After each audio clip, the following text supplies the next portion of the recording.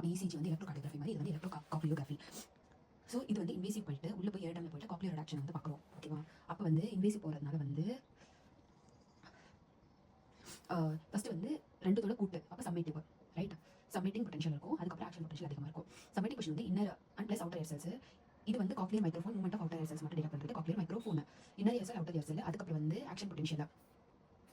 சம்மேட்டிங் potential action potential ஓட ratio அப்படின்றது வந்து ஆக்ஷன் பொட்டன்ஷியல் கம்மியாக இருக்குது. அப்போ இந்த வந்து சம்மேட்டிவ் பொட்டன்ஷியல் வந்து ஆக்ஷன் பொட்டன்ஷியல் வந்து மாறல.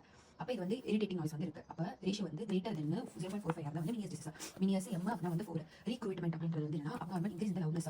So growth of loudness of loud noise. ஓகேவா? ஸோ இது வந்து லெஃப்ட் இயர் வந்து நம்ம நார்மலாக கன்சிடர் பண்ணிக்கிறோம். ரைட் இயர் இந்த கிராஃப் பற்றி அண்டர்ஸ்டாண்ட் பண்ணுறோம். ரைட் இயர் அப்நார்மல் 0 டெசிபல் வந்து ஹியரிங் லாஸ், ஹியரிங் இல்லை 0 டெசிபல் ஹியரிங் லாஸ். அந்த அவனுக்கு வந்து 30 டெசிபல் லாஸ் இருக்குது.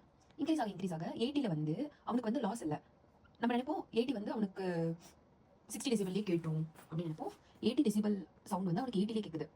புரியுதா? எப்படின்னா 80 டெசிபல் அப்படின்றது வந்து ஒரு லவுட் சவுண்ட். இது நார்மல் நமக்கு எனக்கு வந்து கேட்குற லவுட் சவுண்ட். அவனுக்கு வந்து 80 டெசிபல் வந்து லவுடாகவே கேட்க ஆரம்பிச்சிடும். இப்போ ரொம்ப கம்மியாக திடீர்னு கத்த ஆரம்பிச்ச மாதிரி அவங்களுக்கு வந்து ஃபீல் ஆகும். ஓகேவா? இந்த லேடர் அப்படின்றதுக்கு தான் வந்து இப்போ மினியஸ் டிசீஸ். அதே காக்லியர் ப்ராப்ளம்க்கு தான் வந்து பார்க்குறோம். என்னது லவுட்னஸ் வந்து நீங்கள் வந்து பேலன்ஸ் பண்ணுமா? அப்போ வந்து loudness balance alternate binaural, ரெண்டு காதுக்கும் இருக்கிறதுனால alternate binaural loudness balance. SISI அப்படின்றது வந்து இண்டெக்ஸ். ஸோ இன்க்ரிமெண்ட் சென்சிட்டிவிட்டி, ஒவ்வொரு டிகிரி இன்க்ரிமெண்ட் சென்சிட்டிவிட்டி இண்டெக்ஸ். இங்கே பாரு,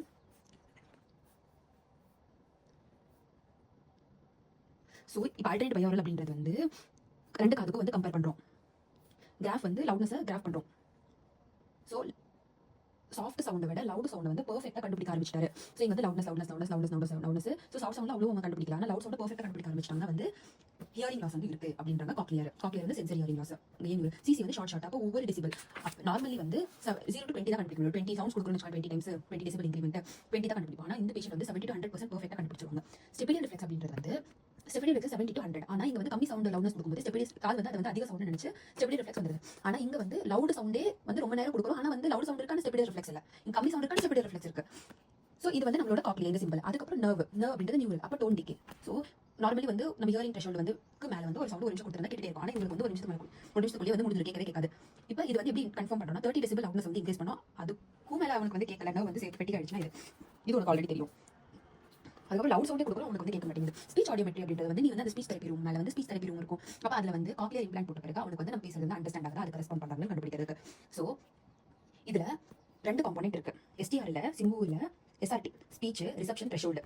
அப்போ நம்ம பேசுவோம் என்னது நான் இங்கே ஊருக்கு போயிட்டு வந்த நாளைக்கு அப்படின்னு ஒரு டெசிபல் ஒரு 50 டெசிபல் எடுத்து அப்படி பேசிட்டே இருப்போம்னு வச்சுக்கோங்க. அப்போ அவனால 50% அதிகமாக வந்து வேர்ட்ஸ் கண்டுபிடிக்க முடியும். அப்படின்னா வந்து ஓகே, இதான் அந்த த்ரெஷோல்டு வந்து கண்டுபிடிக்கிறோம். டிஸ்கிரிமினேஷன் ஸ்கோர் அப்படின்றது வந்து கலா மலா தலா பலா டலா. அதே இன்னும் லவுட்னஸ் இன்க்ரீஸ் பண்ணி கலா மலா தலா பலாடா அப்படி இன்னும் லவுட்னஸ் இன்க்ரீஸ் பண்ணா அப்படியே அந்த மாதிரி கத்திட்டே போயிட்டு இருப்போம். ஓகேவா? இது நார்மல், எல்லாத்தையும் கண்டுபிடிச்சிட்டான். சவுண்ட் கொஞ்சமாக இன்க்ரீஸ் பண்ண பிறகு அவன் கண்டுபிடிச்சானா வந்து இங்கே அதாவது மீடியம் கேவிட்டியில் வந்து ப்ராப்ளம் கண்டக்டிவ் ஹியரிங் லாஸ். கொஞ்சம் இன்க்ரீஸ் பண்ணா அவன் கண்டுபிடிக்க ஆரம்பிச்சான். ஃபுல்லாக இன்னும் இன்க்ரீஸ் பண்ணாமல் ஃபுல்லாக கண்டுபிடிக்க மாட்டான். இது வந்து காக்லியர். ஏன் இது வந்து roll over phenomena. Actually nerve pathway problem வந்தால் ரோல் ஓவர் ஃபெனோமெனா வரும். அது வந்து இன்னும் நீ சவுண்டஸ் இன்க்ரீஸ் பண்ணால் அது வந்து கம்மியாகும். பிகாஸ் ஃபெட்டிக் போயிடுதுன்னு நினைக்கிறேன். ஏன் ஓகே ஈஸி. அப்போ காக்லியர் காக்லியர் ரவுண்ட் போட்டது வந்து இந்த வீடியோவில் பார்க்கும்போது என்னது இசிஜி எலக்ட்ரோகாக்லியோகிராஃபி, இசிஜில இசிஓஜி. ஓகேவா? அதுக்கப்புறம் ரிக்ரூட்மெண்ட்ல 2 பார்த்தேன். அதுக்கு முன்னாடி காக்லியர் ஸ்பெசிஃபிக்காக சொல்றது ஆப்டோ கஸ்டியமிட்டஸ். இங்க ஸ்டெபிலிட்டி ரிஃப்ளெக்ஸ், இங்க ஸ்டெபிலிட்டி ரிஃப்ளெக்ஸ் டிகே ஆகுது. இந்த டிகே வந்துச்சுன்னா டோன் டிகே. Retro cochlear. அப்போ இந்த காக்லியர் ரெட்ரோ காக்லியர் டிஃபரன்ஷியேட் பண்ணி இந்த கிராஃப் வரது பெறா. ஸ்பீச் ஆடியோமெட்ரி வந்து லாஸ்ட்டாக இருக்கிறது ரெட்ரோ காக்லியர் தானே கண்டுபிடிக்கிறோம். காக்லியர் கண்டுபிடிக்கிறோம். பட் ஆனால் ஸ்பீச் ஆடியோமெட்ரி வந்து மோஸ்ட்லி ரெட்ரோ காக்லியர் இம்பார்ட்டன்ஸ் கொடுக்குறாங்க.